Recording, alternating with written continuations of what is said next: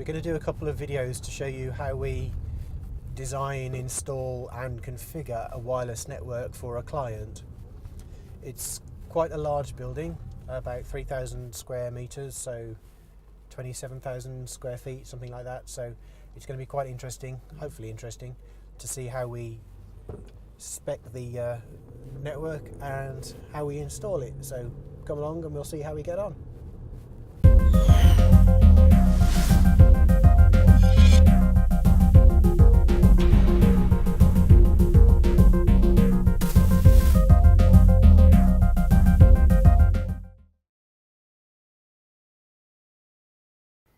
A quick bit of background about where we're working. It's the Marches Centre for Manufacturing and Technology, which is a £3 million state-of-the-art engineering training facility that's been built in the heart of Shropshire. We are going to be installing the computer network, the infrastructure for supporting the telephone system, the Wi-Fi system, and any other computer-based stuff in the facility. I'm just going to give you a quick overview of the plan so that when I'm taking you around the building you've got a bit of context and you know where we are at. At the front of the building here is an office facility. We'll come back to that. Then you've got a large reception facility here, which is a big open space where there's going to be some seating and reception people are going to be sat there.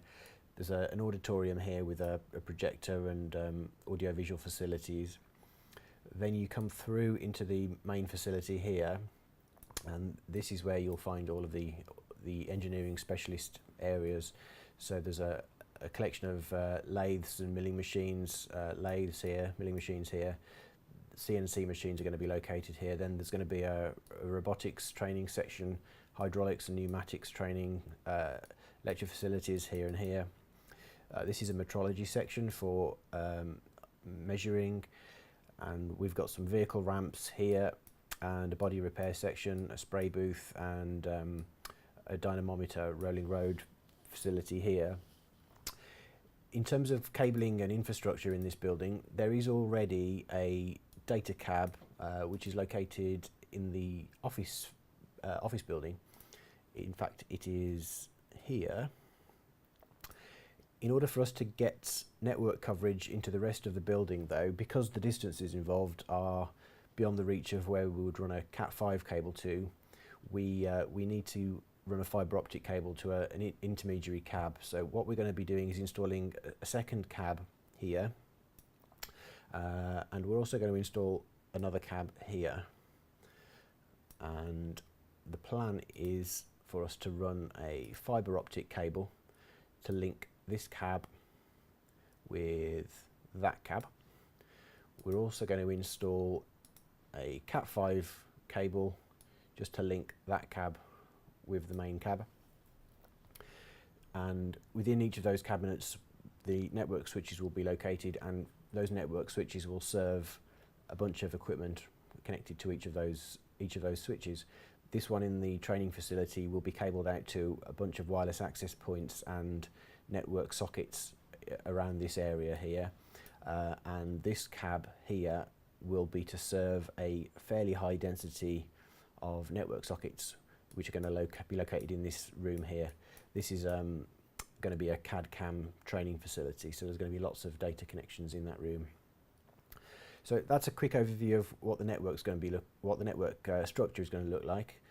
In terms of the Wi-Fi access points, which is what I'm going to show you today, our plan is to, subject to a survey, install a bunch of wireless access points in these locations. So we're going to be putting, let's go with blue. So we're going to be putting 3 access points on a cable tray which runs about 20 feet off the ground down the length of the building, and we're also going to be putting 3 on another cable tray which runs over here. So we'll have a total of 6 in this area. We're also going to install one in the reception area in the ceiling. We'll also put one in the exhibition room, auditorium. We're going to put one in the data cab because it's easy, and we haven't figured out yet exactly where we're going to put one, but probably one in this area as well. There's a ground floor and a first floor as well that's not indicated on the plan, so there'll be another access point upstairs. But for now, that's enough of the map. Let's go and see what it looks like. So this is where we're working today. That's the office building, and then behind the office building is the workshop. This is a reception area. We're dropping some cables. This is Paul and Gaz doing our cabling. Say hello, Paul. Don't swear. Oh yeah. And then through here, this is the auditorium. So this is going to have a wireless access point up in the ceiling there. And through here,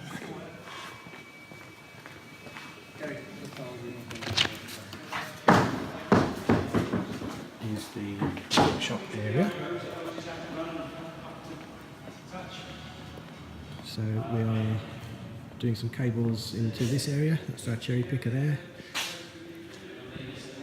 And we're installing our wireless access points on the cable tray up there and up there. And we're also putting in a number of Cat5 sockets around the location at the back of the building and in the corner over there. And if we go upstairs,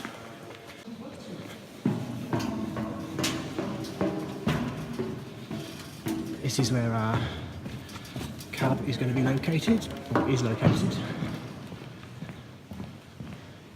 There we go, and you can see some of the cables that the guys have been pulling in already. So this is where our cab is going to go, that's going to serve all of the equipment in this space.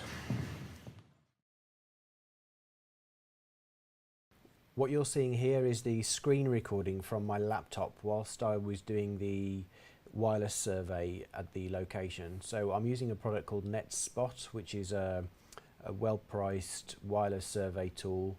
It does everything we need, and essentially all you need to do is upload a map of the area that you're looking to survey.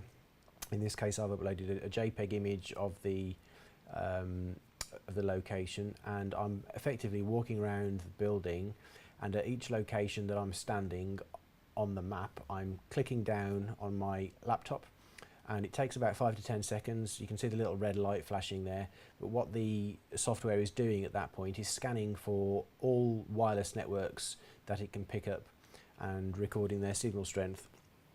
You'll note if you look in the top right corner that there's a facility called Active Scan, which is currently switched off. If you have Active Scan switched on, which usually requires 2 network adapters or 2 wireless network adapters in your laptop, if Active Scan is switched on, it will do a more thorough test of the signal strength, and it will also conduct download and upload speed tests and things like that. But for the purposes of this survey, I didn't need it, so that's not switched on. Let's just fast forward this recording now, so we'll skip past the boring bits, and then we'll look at the heat map that is produced. Okay, so I've stopped the survey now, and the software has produced the heat map for us, which is indicating the signal strength of the various Wi-Fi SSIDs that it has detected. On the left-hand side of the screen there, you can see a list of all of the SSIDs that the software has picked up at each location. By default, it shows you a kind of average of all of those signal strengths, but we're only interested in the signal strength of our test wireless access point, which has an SSID of Monkey Tennis. Monkey tennis? Which you can see located on the map by that little wireless access point signal, and that's clearly in the hottest area of the map with the strongest signal strength. Towards the extremities of the building, you can see the signal strength drops into the blue territory, which is a bit too low for our liking. Anything below kind of minus 50 dBm or decibel milliwatts is not really reliable as a Wi-Fi connection. You can see that I went outside the building at 3 points indicated there, just to get a feel for how the signal dropped off outside of the building. The client doesn't need Wi-Fi coverage outside of the building, so it's not necessary for us to cover that area, but it was interesting just to see the gradient as the signal strength drops off at the extremities of the plan. The important thing that this test is showing us is that that single access point that we had on site is providing perfect coverage in the entirety of the production facility area. Our initial plan is to put in 6 access points in that location, so there's no chance of any dead spots. If anything, we're putting in too many access points, but because we're not sure about the density of client use in the area, it makes more sense to put in more access points than we need, rather than find that there's a dead spot later and have to go back and install them for the client, which would be a lot more expensive, because we'd have to rehire cherry pickers and access equipment and get engineers on site and stuff like that. If you click through to the next video, I'll give you an introduction to the hardware that we're going to be installing on site, and I'll also demonstrate the cloud management platform that we use to control the system itself. We'll also do a second Wi-Fi survey just to confirm that we've got full coverage. But for now, thanks for watching.